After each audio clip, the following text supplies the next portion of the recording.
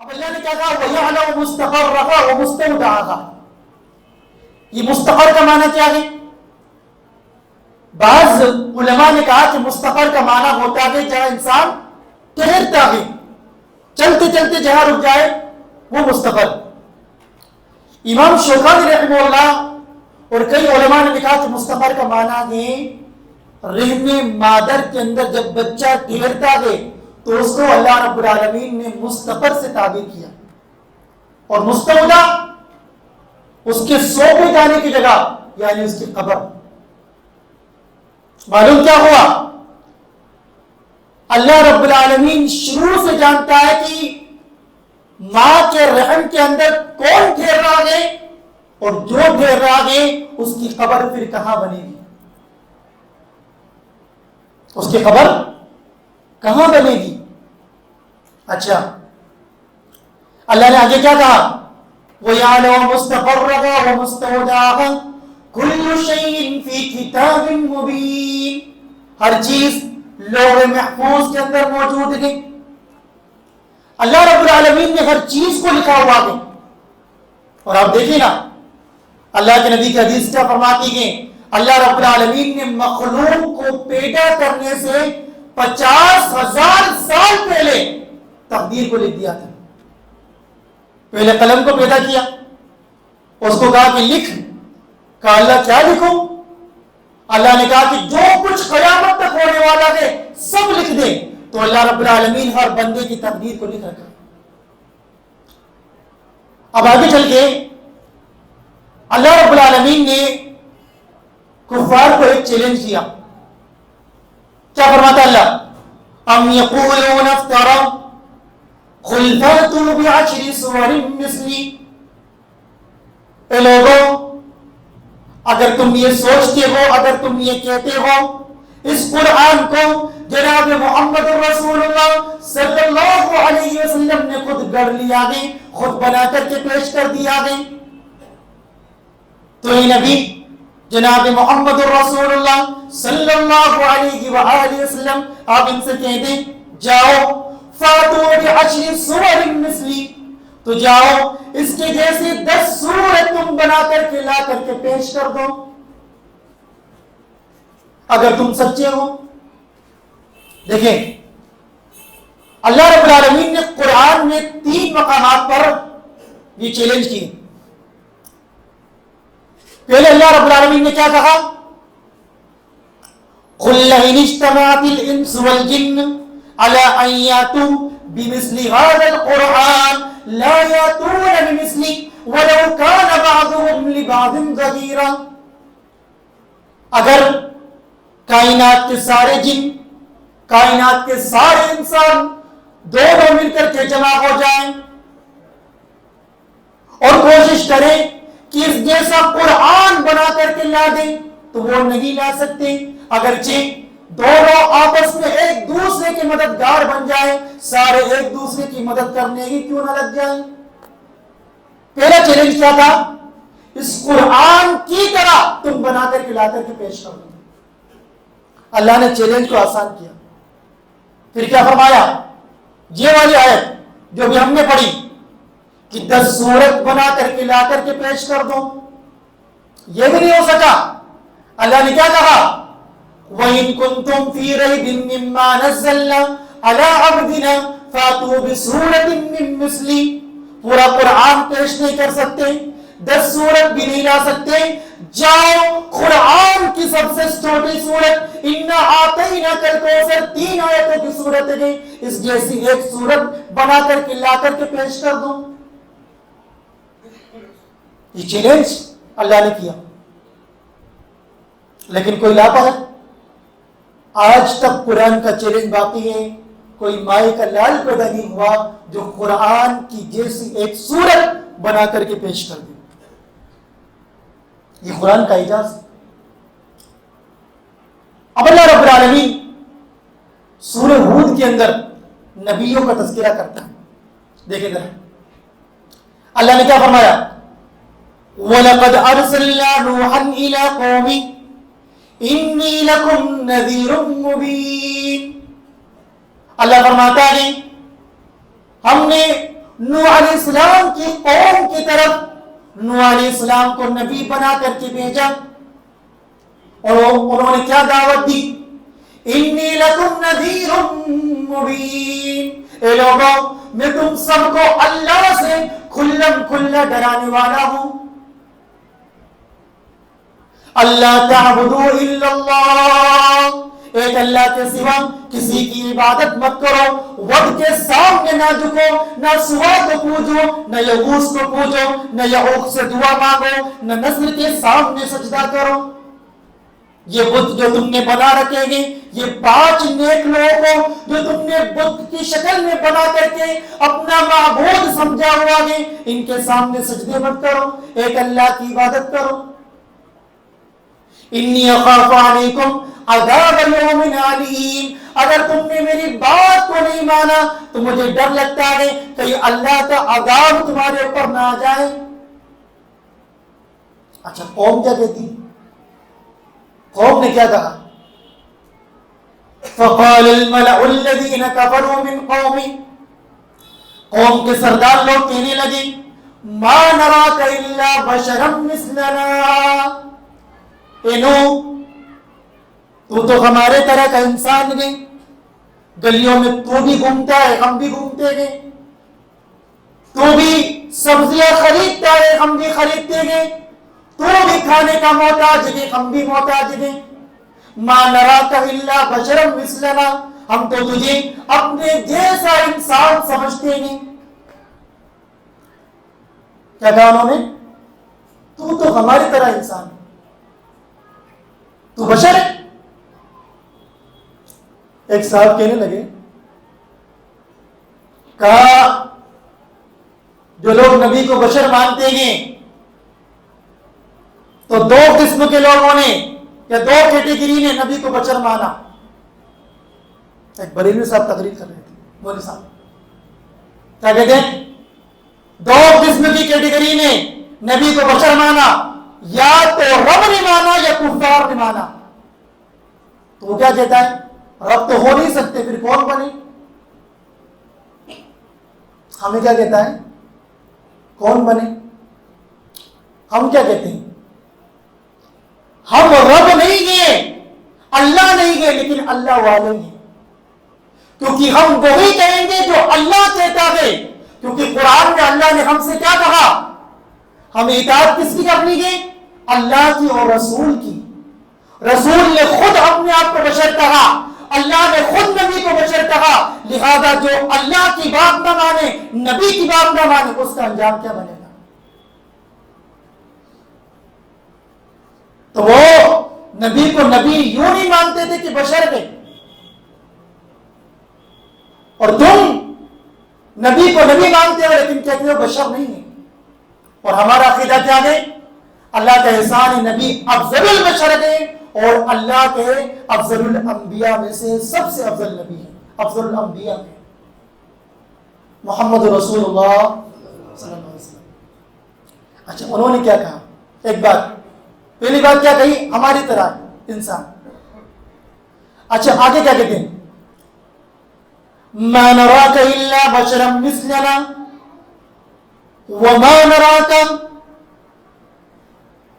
اے نوح ہم کیا دیکھتے ہیں تیری جو لوگ اتباع کرنے گی، اراذلنا بادی الرائے، وہ ہماری قوم کے نیچ لوگ ہیں، غریب طبقے کے لوگ ہیں، کمزور لوگ ہیں۔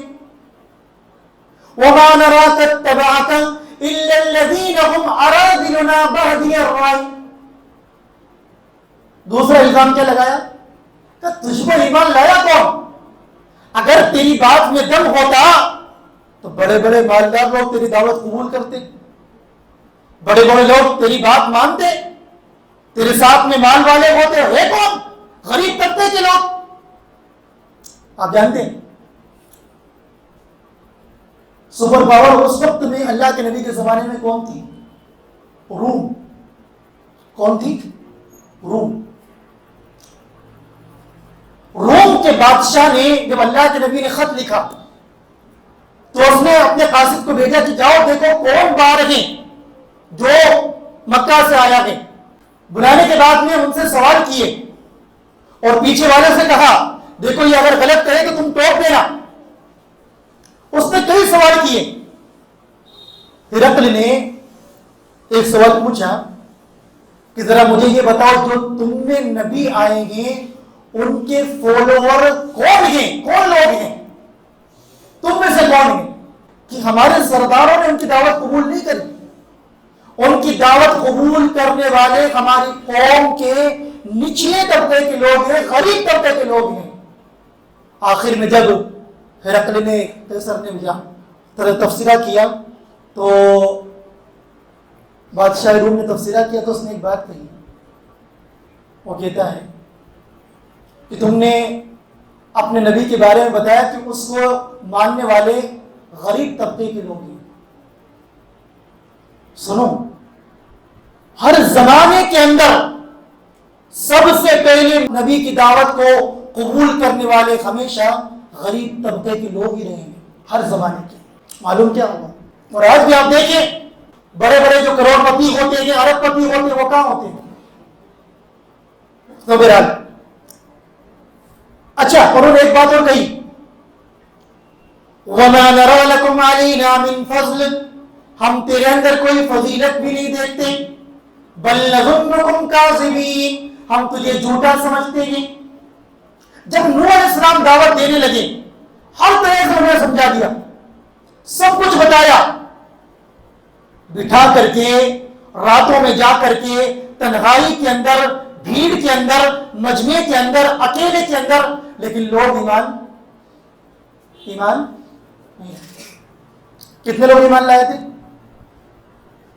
کتنے لوگ ایمان لائے تھے؟ 80 لوگ, تقریباً 80 لوگ. اور کتنے سال تبلیغ کری نوح علیہ السلام نے؟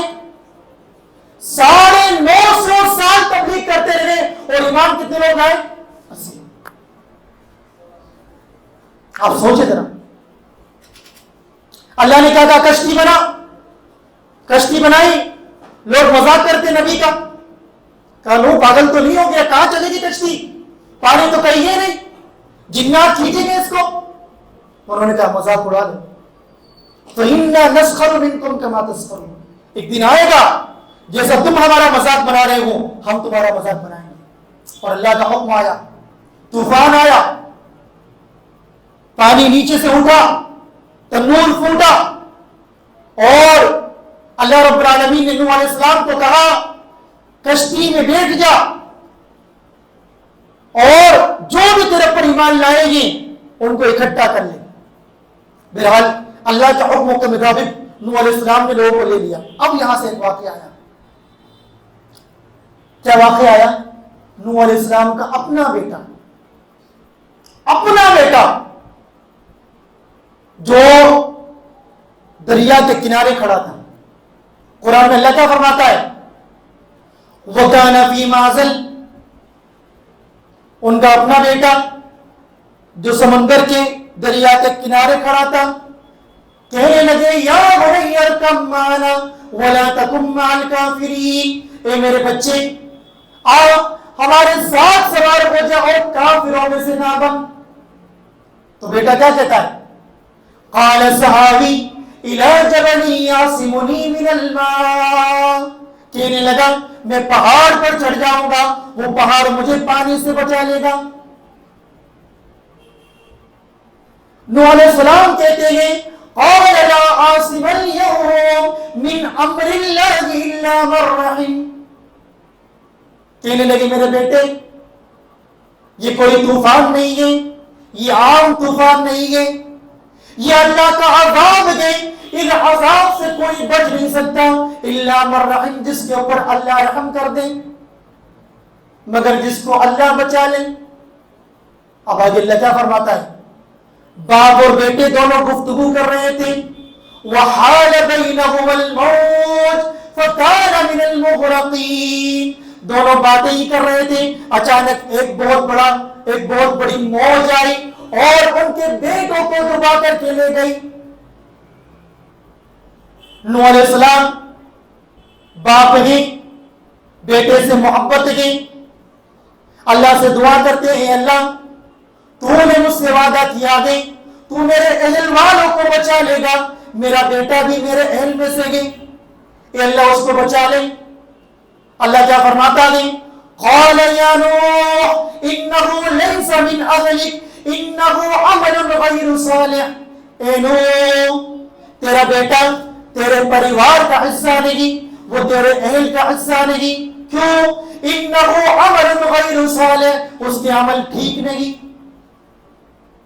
باپ موحد ہو، نبی کیوں نہ ہو، اگر بیٹا مشرک ہے، اللہ نے کہا اے نوح تیری سفارش اللہ قبول نہیں کرتا،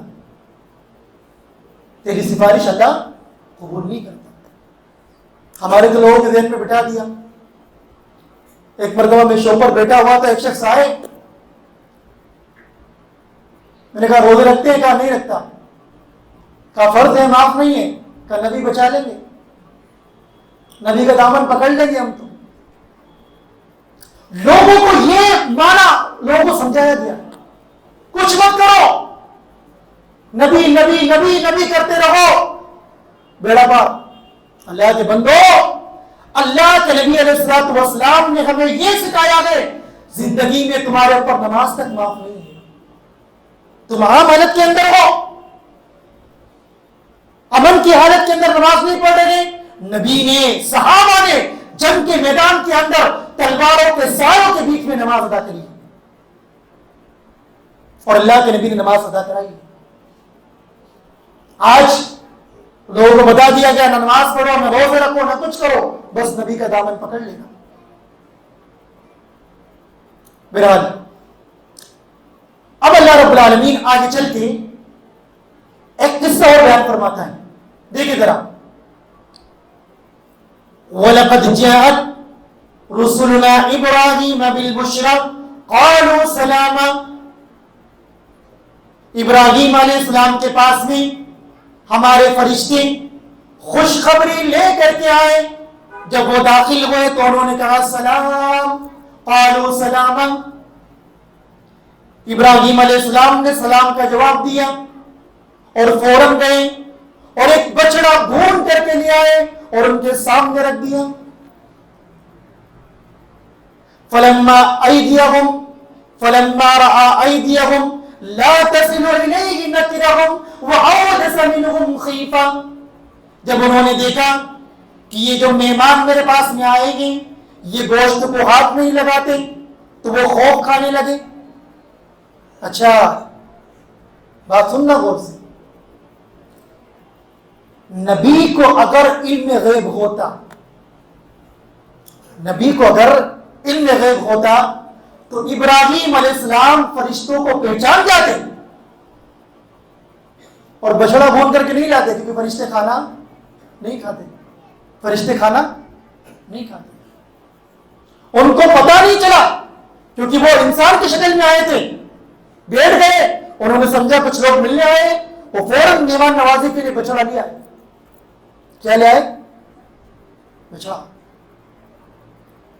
مطلب کیا لائے؟ بکرا۔ معلوم کیا ہوا؟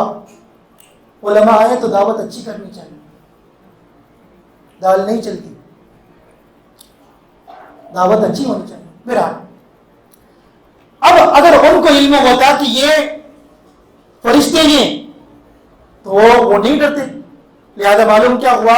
فرشتوں کو غیب کا علم یا انبیاء کو غیب کا علم نہیں ہوتا، کیونکہ نبی ہے ابراہیم علیہ السلام، ان کو اگر پتہ لگ جاتا فرشتے آ رہے تو وہ بچڑا بھون کے نہیں لاتے۔ اچھا اب جب یہ آئے تو انہوں نے سلام کرنے کے بعد میں بات کرنے لگے اور اپنا تعارف کرایا اور ابراہیم علیہ السلام کو خوشخبری دی۔ کس کی خوشخبری دی؟ کس کی خوشخبری دی؟ بیٹے کی بھی اور پوتے کی بھی، بیٹے کی بھی اور پوتے کی بھی خوشخبری دی کہ اللہ تعالیٰ آپ کو اسحاق بھی دے گا علیہ السلام اور ان سے یعقوب علیہ السلام بھی آپ کے پوتے ہوں گے۔ اب جو ان کی بیوی تھی، کیا نام تھا ان کا؟ ابراہیم علیہ السلام کی کتنی بیویاں تھیں؟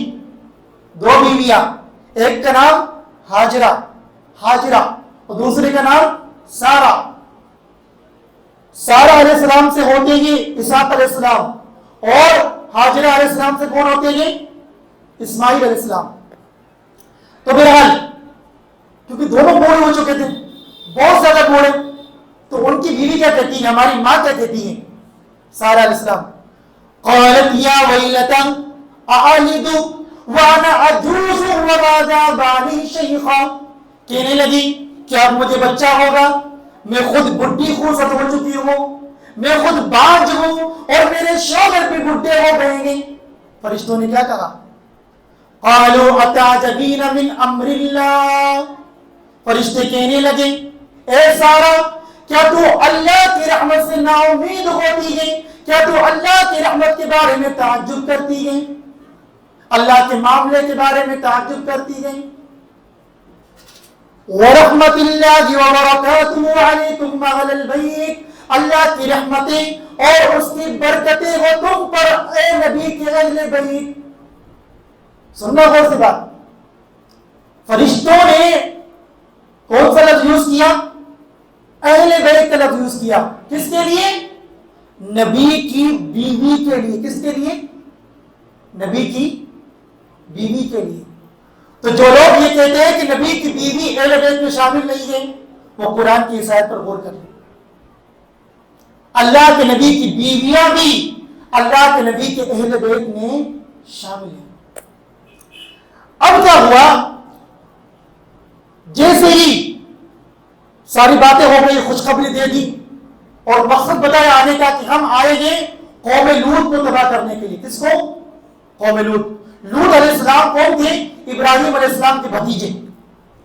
تو ابراہیم علیہ السلام جھگڑا کرنے لگے، کہا ہوا تو لوط بھی ہیں اور ان کے بچے بھی ہیں اور مومنین بھی ہیں، تو وہ کہنے لگے کہ نہیں ہم ان کو بچا لیں گے۔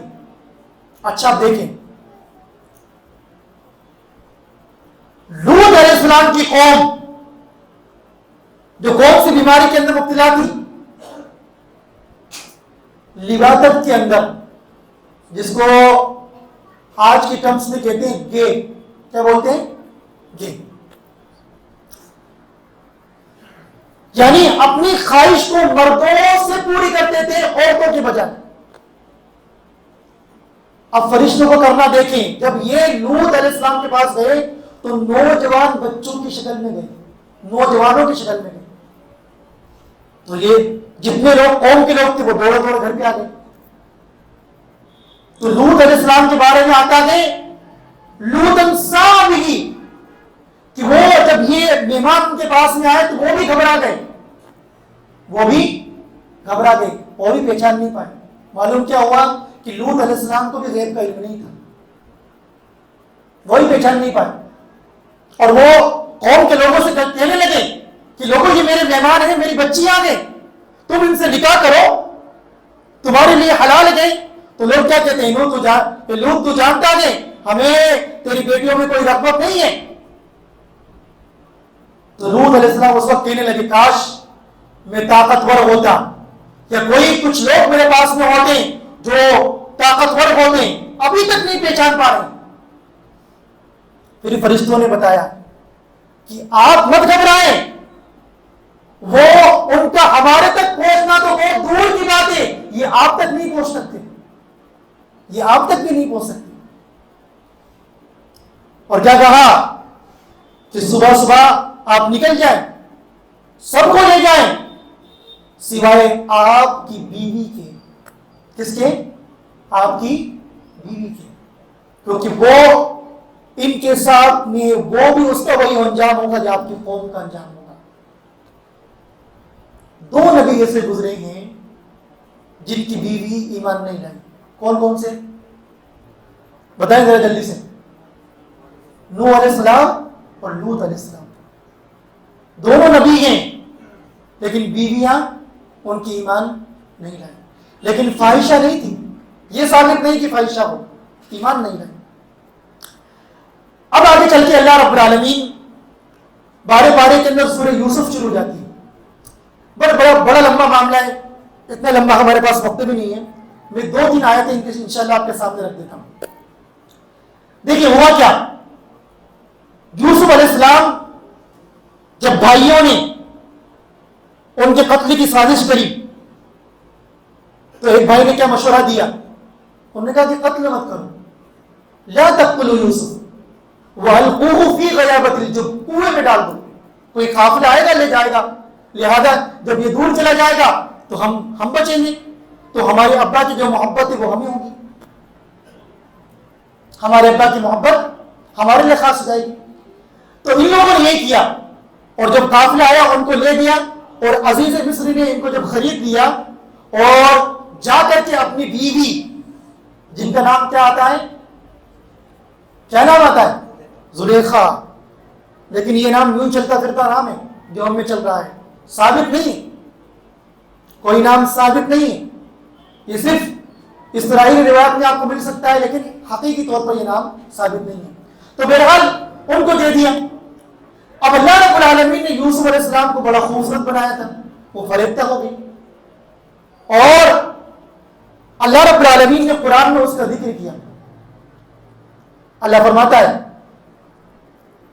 اس نے دروازے کو بند کیا اور یوسف علیہ السلام کو بدکاری کی دعوت دی۔ تو یوسف علیہ السلام نے کیا کہا؟ قال معاذ اللہ، اللہ کی پناہ،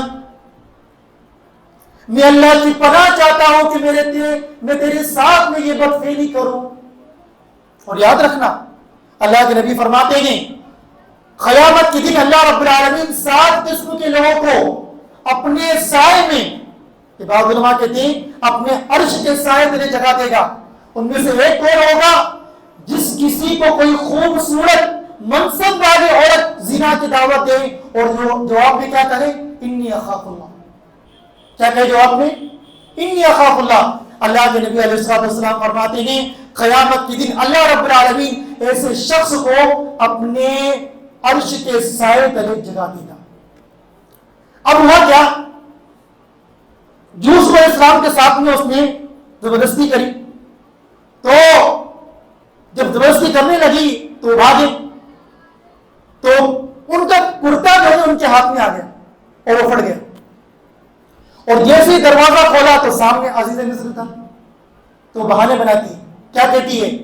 قالت ما جزاء من اراد بأهلك سوءا الا ان يسجن او عذاب الیم، کہنے لگی اے میرے شوہر مجھے یہ بتائیں جو آپ کی بیوی کے ساتھ میں برائی کا ارادہ رکھتا ہو اس کے ساتھ میں کیا سلوک ہونا چاہیے؟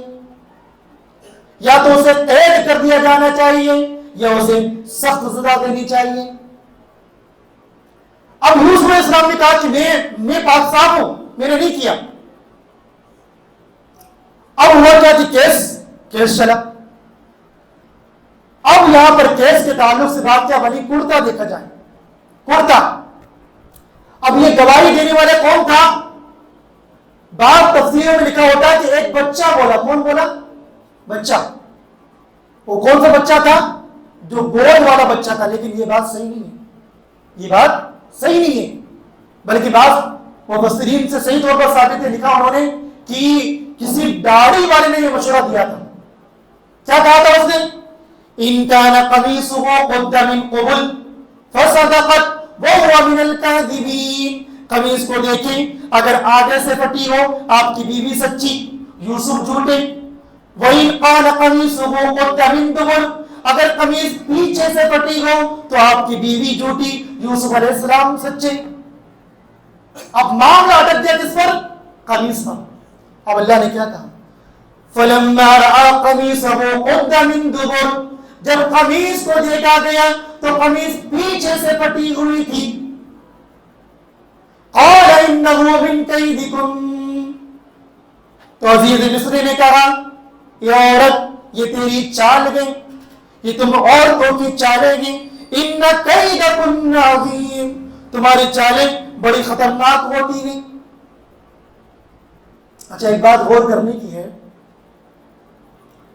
عورتوں کے معاملے کو لے کر کے، دیکھیں قرآن میں اللہ رب العالمین نے ایک مقام پر کہا کہ ان کید الشیطان کان ضعیفا، شیطان کی چال کیا ہوتی ہے؟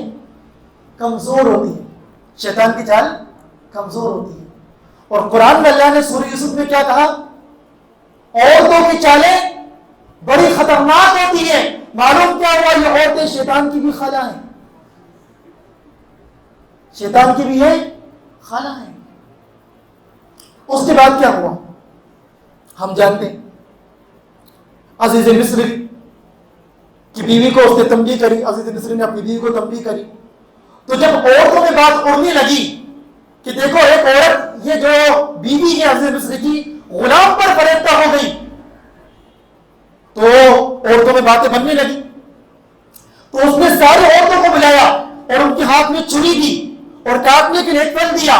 جب سب کے ہاتھ میں چھری اور پھل آ گیا تو پھر یوسف علیہ السلام کو بلایا، اور جیسے ہی انہوں نے یوسف علیہ السلام کو دیکھا تو پھل کے ساتھ میں عورتوں نے اپنے ہاتھوں کو کاٹ دیا۔ تو اس نے کیا کہا، جس کا نام زلیخا لوگ کہتے ہیں، کہ تم اس کے بارے میں مجھے لعنت ملامت کر رہی تھی، تم اپنا حال دیکھ لو، تم نے ایک مرتبہ دیکھا ہے تو تمہارا یہ حال ہے، اور یہ میرے سامنے 24 گھنٹے رہتا ہے۔ تو بہرحال اس کے بعد یوسف علیہ السلام نے اللہ سے دعا کر کے اپنے لیے جیل پسند فرمائی، اور پھر جیل کے اندر بھی انہوں نے لوگوں کو دعوت دی، توحید کی دعوت دی، اور پھر آگے چل کے جو معاملہ ہوتا ہے پھر وہ انشاءاللہ ہمیں سب کو معلوم ہے، وقت بہت زیادہ ہو جائے گا۔ اللہ رب العالمین سے دعا کرے کہ اللہ رب العالمین ہمیں صحیح معنوں کے اندر قرآن و حدیث کا صحیح فہم عطا فرمائے۔ اللہ رب العالمین ہمیں ان واقعات سے عبرت اور نصیحت دینے والا بنائے۔ اللہ رب العالمین ہمیں زندہ رکھے، اسلام کو زندہ رکھے، خاتمہ فرمائے، ایمان پر فرمائے، آمین۔ تقبل رب العالمین وآخر دعوانا ان الحمد للہ رب العالمین۔